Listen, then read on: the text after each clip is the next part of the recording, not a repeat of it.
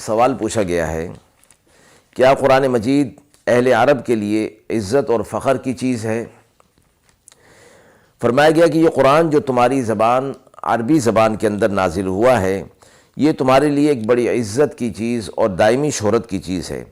تمہیں اس کی قدر کرنی چاہیے، اور وہ قدر یہ کہ اس پر ایمان لے آؤ۔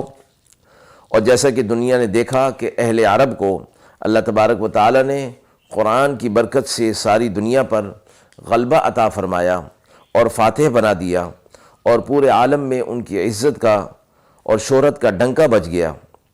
اور یہ بھی سب جانتے ہیں کہ یہ عربوں کی مقامی یا قبالی یا لسانی خصوصیت کی بنا پر نہیں تھا، بلکہ یہ صرف قرآن ہی کی بدولت ہوا۔